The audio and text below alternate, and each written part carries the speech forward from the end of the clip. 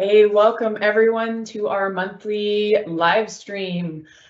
For those of you who have been here before, you know what we're about to do. For those of you who haven't, thanks for joining us. We're going to chat today about topics that are relevant to many of you, and particularly our BC digital community.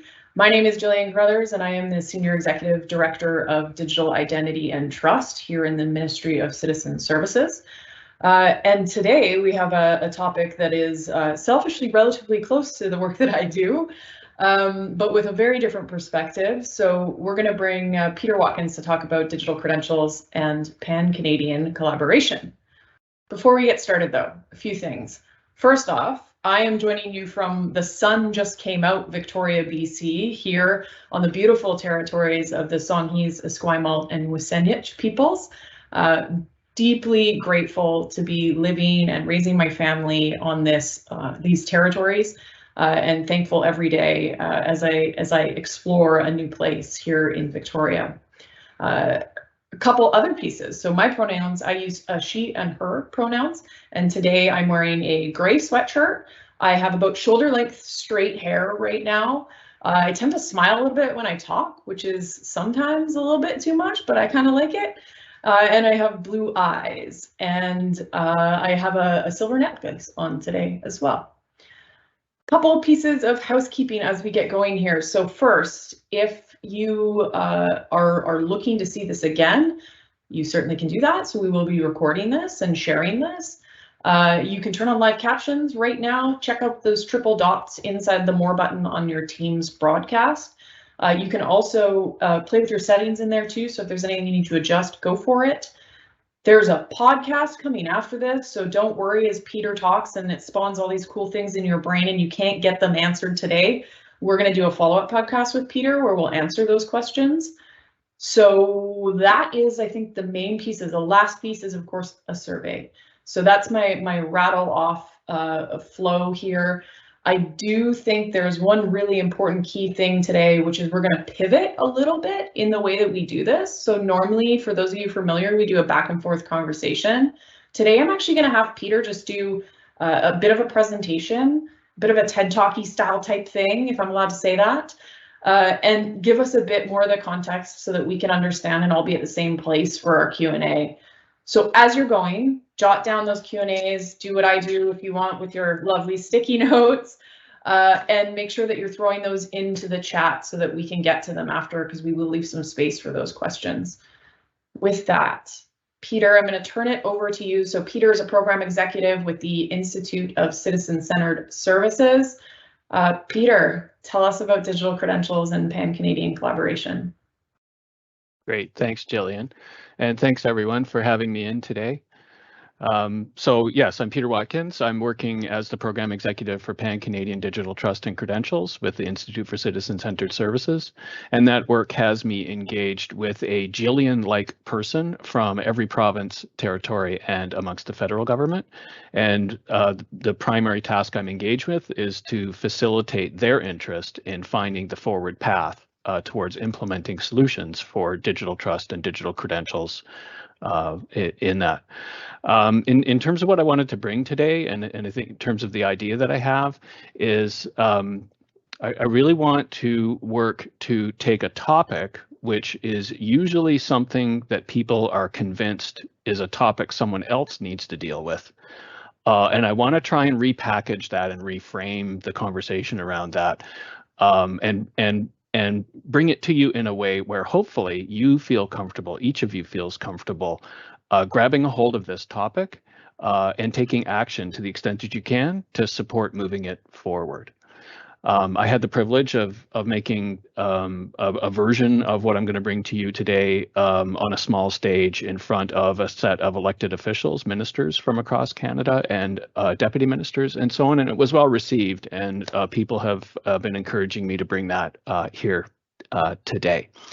So the premise there is that, and I don't know if this has been your experience, but it's often mine. If you get a moment in the sun with executives and they say, "What do you do?" and the first words out of your mouth are digital, you can just see them instantly kind of walk away and start looking for the exits. So what I want to do with this is take this topic, digital trust, digital credentials, digital identity, and to some extent I want to blow away for a minute all of that cyber future computery stuff, and I want to bring this right back to ground, right back to basics, and talk about what is this all about. In order to support me in that, the way this is done is I brought props with me to illustrate that. And so you'll see there's a little bit of a logic problem. This worked really well on a small stage, and here I am on camera. But the first prop that I would like to show you in terms of what is digital credentials all about is I have with me today my original 1964 birth certificate issued by the province of Nova Scotia. This was issued to my mother shortly after I was born, and my mom gave it to me on my 16th birthday, and I used it that day to get my driver's license here in British Columbia. So that's one object I want to show you.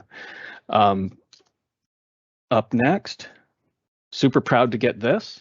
This is my 2022 version of my Nova Scotia issued birth certificate.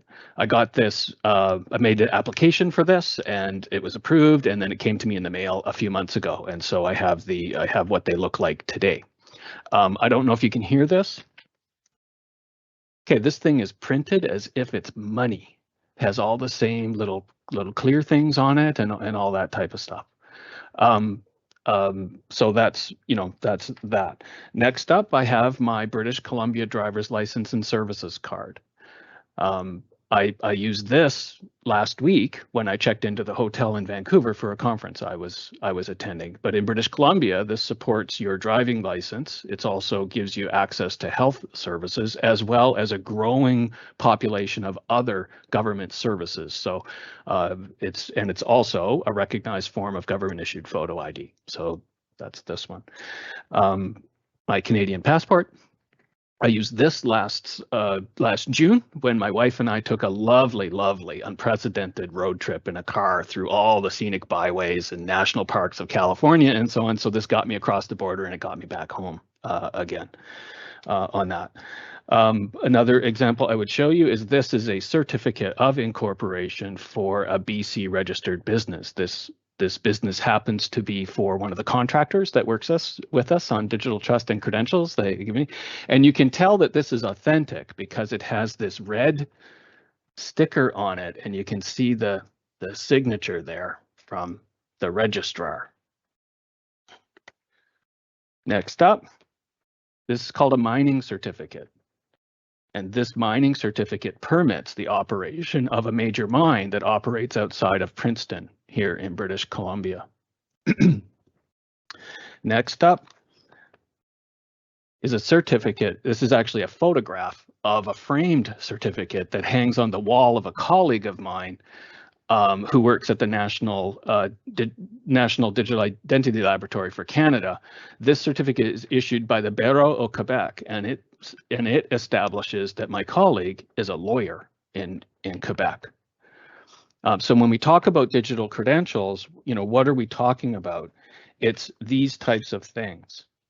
And you can imagine with this construct, how long would it take? Like, how long could I keep doing in front of you what I'm doing? Like, how, if you were to stack these things up, how deep is this? We could be here for probably an entire day and do nothing but name and parade one of these certificates. And so the first point that we want to make on this, first observation, is to acknowledge whose job this is. And the reason I think that's important is because I find quite often, and especially amongst people in positions of leadership, when you attempt to engage in the topic of digital credentials, you can see people pivoting their heads in the room and they're looking for the person that they think is responsible for this.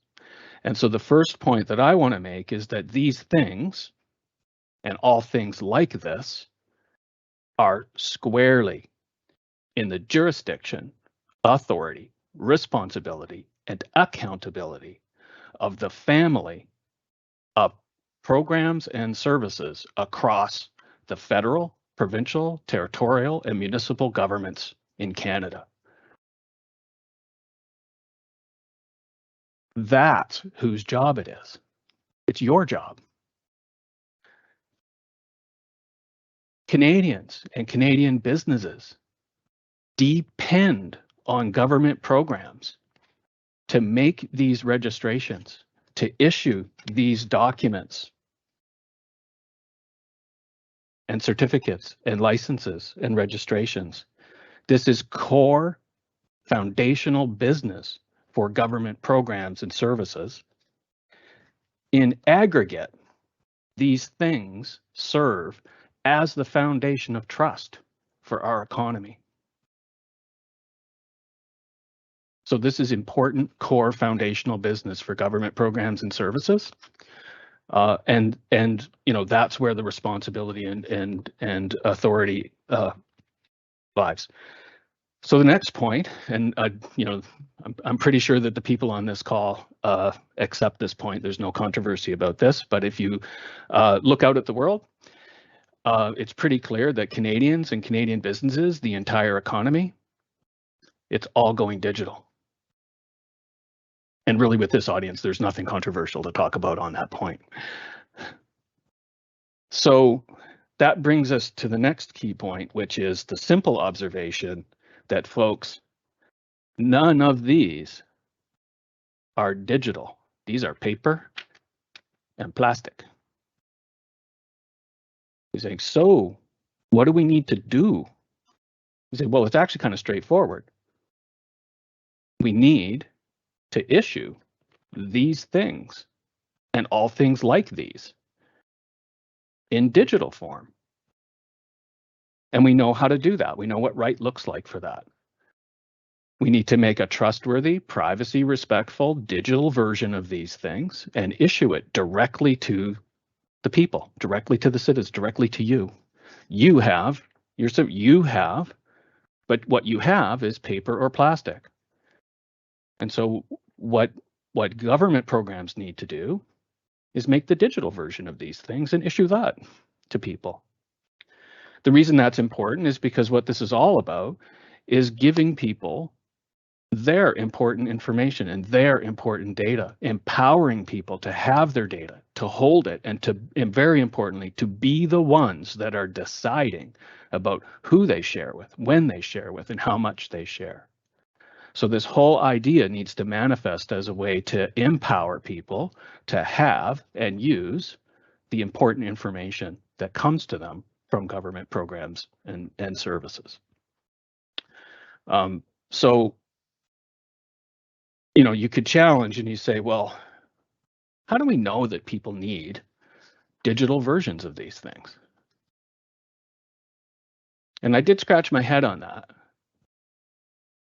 And the answer to that question is staring us in the face.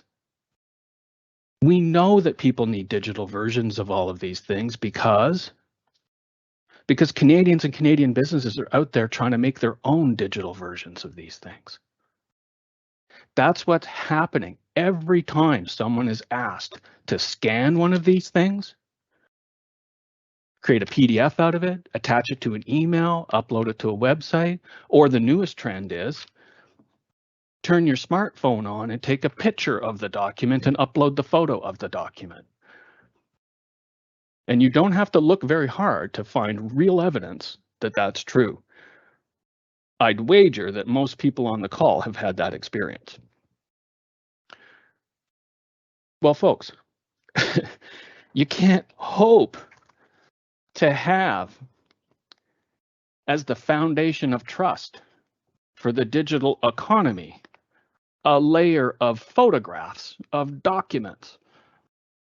There's no trust and integrity in that. There's no good privacy in that. You know, I could take a picture of this right now, and if I had your contact information, I could send it, and literally I could send it to all of you. But if I do that, what have I proven? I've proven I can send you a photograph of something that kind of looks like a document. There's no integrity, there's no trust, and there's no privacy in that type of practice.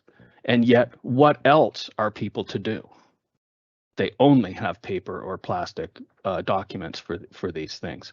And so the proof of the need for this is evident and easy to find if you go looking for it. So we need to make and issue trustworthy digital forms for these credentials. And one of the things I find is that that notion is often, it's often in a frame of revolution.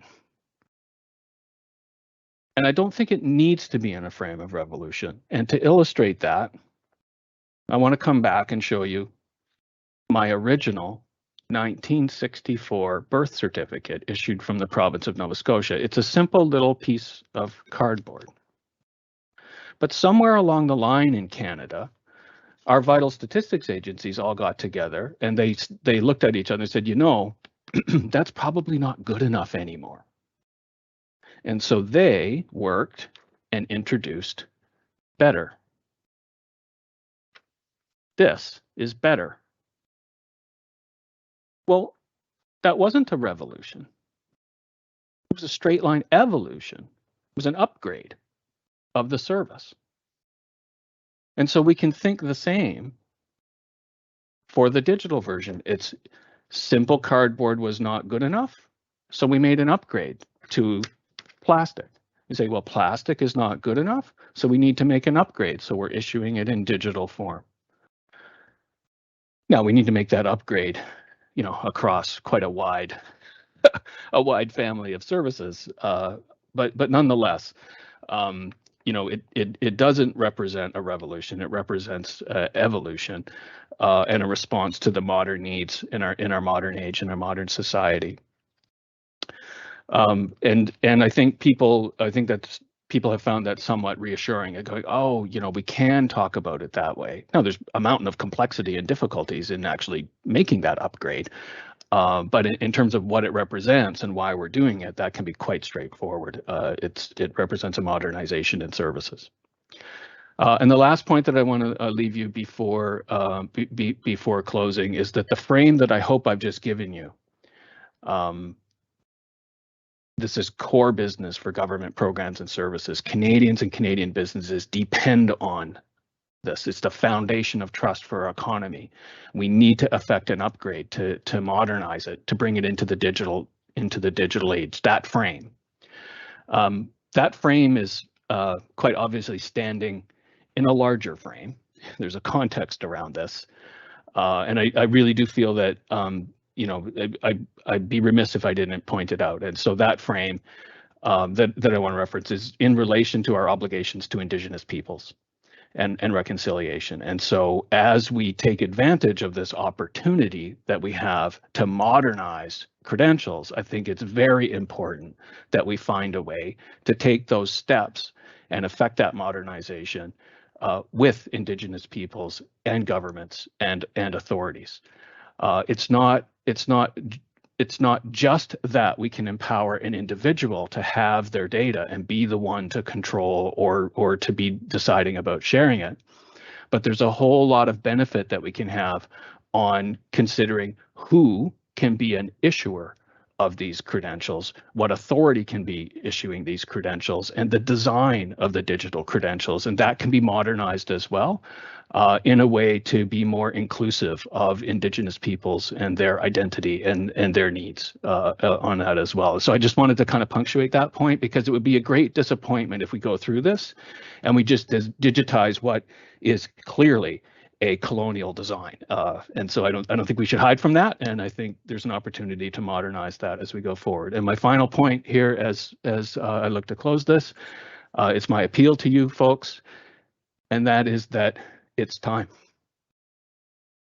It's time. It's not time to get finished with this. It's time to get started with this, and that in starting on this, we need to find a way to do that together. It will certainly not work well if we have, you know, 2,000 incompatible approaches to making this happen for Canadians. It's imperative that we find a way that respecting each authority is justified to take matters into their hands and be an issuer of digital. We still need a level of compatibility in how this manifests kind of economy-wide.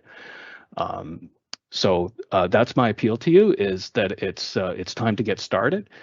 Some have started, so BC has a bit of a head start here.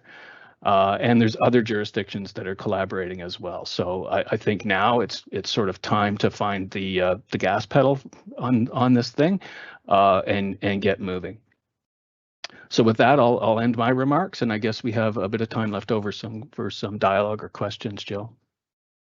Yeah, definitely. We have lots of conversation and questions starting to flow in, so that's great. I'll want to clarify one point here, Peter. So there's a question about data governance. Before we get there, can you talk a little bit about the intent and ownership of that data in general? Is that the person owns the data, same like we own our physical credential piece? This isn't meant to, say physical credentials go in the garbage and now everything's digital. It's an and, it's not an or.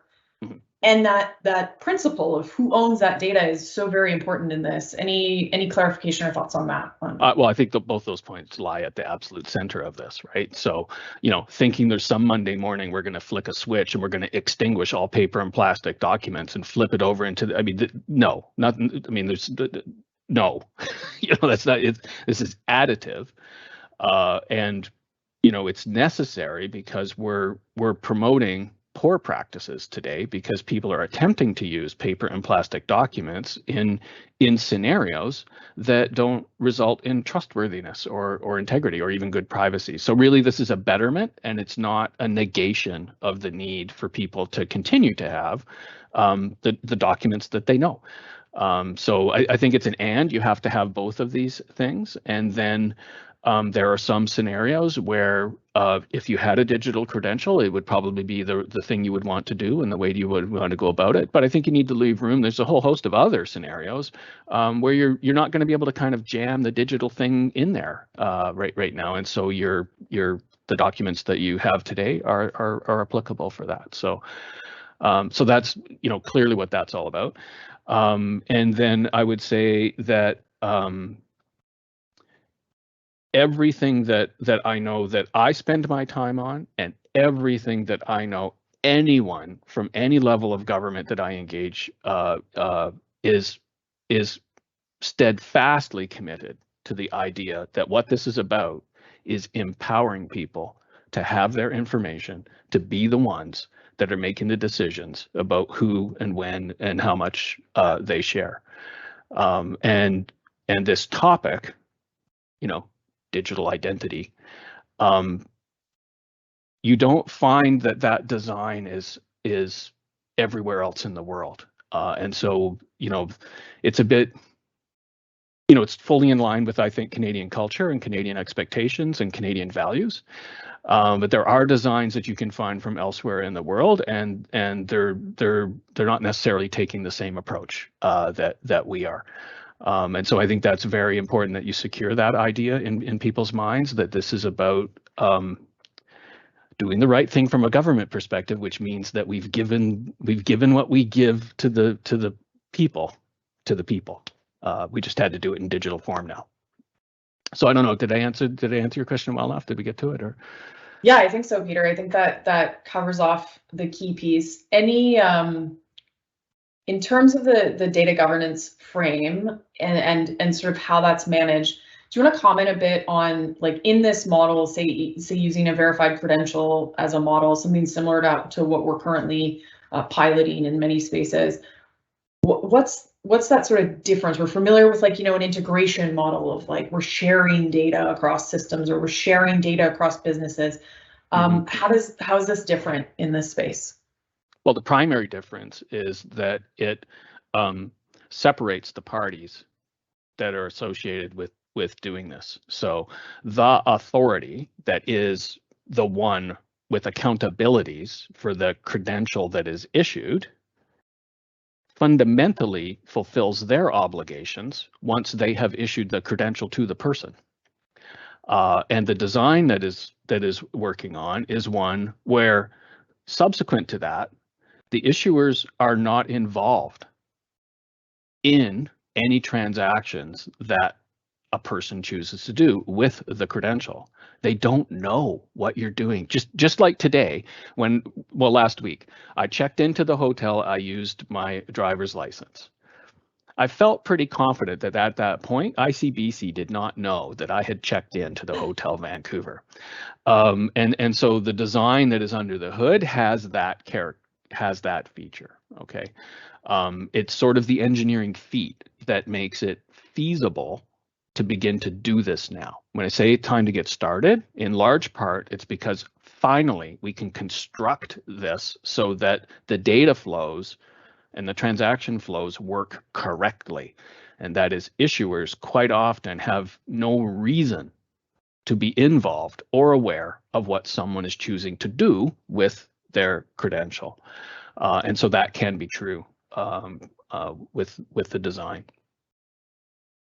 Thank you, Peter. There's a couple questions floating in there around, trusting who's giving you the documentation. And so I think you've clarified that there's still that body that's issuing that thing. But much like when I take, and you used your example checking in, much like when I take my driver's license to a store, no one knows that I'm using it for those particular things.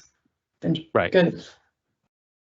Sorry, go ahead. Did you have another point? I was just going to say that it's a bit counterintuitive that it would work that way, because the history of the way computer systems have been constructed is that a new party kind of jams themselves in between and it starts to get in the flow. And with this design, you can straighten that back out and say, no, it is the authoritative issuer. You can get clarity over who the authoritative issuer is. You need to look at your laws, your regulations, your policies, and your services and go, great. They issue the paper today, and you're saying they need to effect an upgrade so that they are issuing the digital version tomorrow. No intermediaries in the way.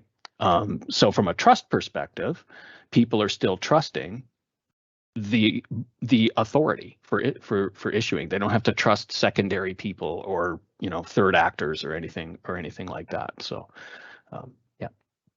Perfect. No, that makes great sense. And I think I thank you for your clarity on this, because I think this is a topic that a lot of people struggle with to understand. And you called it right out at the top. You say digital, eyes glaze over, but this is a really accessible way of learning and understanding this. I do want to acknowledge there's a couple things in the chat that we're going to take away for the podcast because they're a bit meatier topics. So there's a piece on Estonia and e-residency and ID, which I know we have some information on. There's some pieces as well on baking accessibility into the design of digital trust solutions, as well as some commentary on post-secondary credentials and Indigenous IDs, and other pieces that I think probably deserve and warrant a much more fulsome response. So rather than hit you with that in the last 2 minutes, Peter, I did want to ask just a question on this pan-Canadian collaboration and where we're going. What's your opinion on how this moves forward? What does it look like if it moves forward? And yeah, tell us a bit about that vision and your thoughts. Yeah, I don't know that there's perfect certainty on how this is all going to unfold, but I do think there's a couple of ideas that people agree aren't going to get us where we need to go. So the first idea that everyone acknowledges is that, look, this is going to happen in a type of ecosystem. You're not going to commission a project and write a project charter and come up with a Gantt chart and you kind of drive an implementation. The ecosystem is simply too wide, too diverse. It's not going to move like that. So any notion that somehow that can be mounted and driven, it's my strong opinion that it's not going to happen that way. I think there's a need to find ways to foster, sponsor, support, and grow collaboration from the places that are ready. And that's beginning to happen, and then grow the effort around what people are doing. So I've become fascinated in places where people have their sleeves rolled up and are busy with real design problems, real service, design problems, real user experience problems, and they're actually building and shipping solutions against that. I think you sort of need that pressure on you, so that you can manage the level of complexity that's associated with this. If you don't have that pressure, there's a great risk that you kind of get lost in the theory of this or the abstract nature of this, and it can make it very, very hard to move forward. So the work that I do is really about sponsoring broad collaboration. I think there needs to be a commitment to openness in that. We have found over the years that if you want collaboration within an ecosystem, then you have to position things in a much more open way than you might otherwise. And I think people are being sponsored to behave that way, and I think that's good on that. So I think it's going to be more of an effort, more of a collaborative effort than sort of a mandate project kind of driven effort. Working at the pan-Canadian level, you have to have great respect for jurisdiction, and for the authorities and accountabilities of the jurisdictions, and for the level of readiness, because it varies across the landscape. I do think the executive layer is improving its ability to get organized around this. So, recently there's a deputy ministers table that's been formed on cybersecurity and digital trust. And so I think all of that type of stuff is going in a positive direction. I think you can find actors that would stare at the ecosystem and complain that it's not going fast enough. I spend a lot of time thinking the same way. But I think the fix for that is openness, collaboration, and pressure to make it real. People really need to have some target ideas for what they're going to do with it. You can't just build it just cause. It's like you've got to have reasons for that. You've got to have some problem that you're looking to solve in the real world. And so I found that that's very important for people to have. I love it. I mean, I can't overemphasize the amount of just value rooting things in stuff that matters, real things, like the clicky things, as our colleague John says. Thank you, Peter. This has been great. This has been a really good way to understand and learn about these various different things. I'm really excited for the podcast. There's lots of great comments in here, and so everyone on the call will follow up with that in the coming weeks. And again, thanks for being here, Peter. We'll call it a day there. Have a great day, everyone.